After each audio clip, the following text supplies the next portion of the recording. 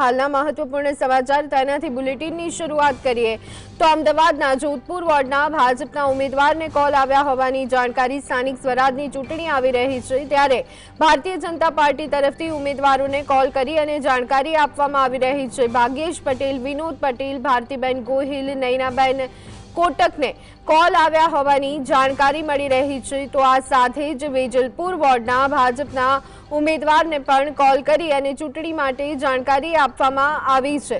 Devang Mehta, Parul Dave, Rajesh Thakur, Julie ચૌહાણને પણ call આવ્યો હોવાની જાણકારી મળી છે તો આ સાથે જ બે ઉમેદવાર રિપીટ કરવામાં આવ્યા છે એટલે કે પારુલ દવે અને રાજેશ ઠાકુરને ફરી એક વખત તક આપવામાં આવી છે। સરખેજની વાત કરીએ તો સરખેજ વોર્ડ ભાજપ ઉમેદવારને પણ કોલ આવ્યા હોવાની જાણકારી રાજુ શુક્લ, દિવેશ ત્રિપાઠી, હેમા શાહ, જેથી ભરવાડને પણ ટેલિફોનિક જાણકારી કરવામાં આવી છે તો સરખેજ વોર્ડમાં ચારેય ઉમેદવારો નવા ઉતારવામાં આવ્યા છે। ચારે ચાર ઉમેદવારો નવા પસંદ કરાયા છે। બોડકદેવ વોર્ડમાં ભાજપના ઉમેદવારને કોલ આવ્યો હોવાની જાણકારી।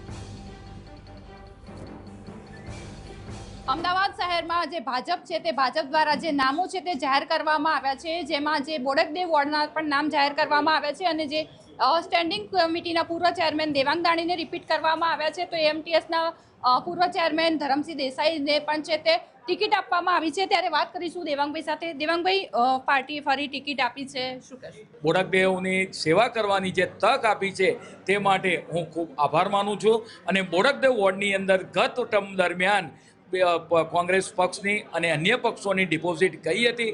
આ વખતે પણ ભારતીય જનતા પાર્ટીની પેનલ જલવંત વિજય સાથે અમદાવાદમાં લીડ કરશે। પાર્ટીએ જે મારો ભરોસો રાખ્યો છે એમનો ભરોસો આગળ વધે એ રીતે હું મહેનત કરીશ અને વર્ક કરીશ અને અમારે તો દાણી સાહેબ બહુ આગળ છે એટલે એમના નેતૃત્વ નીચે જે પાર્ટી કહેશે એ રીતે અમે કામ કરીશું।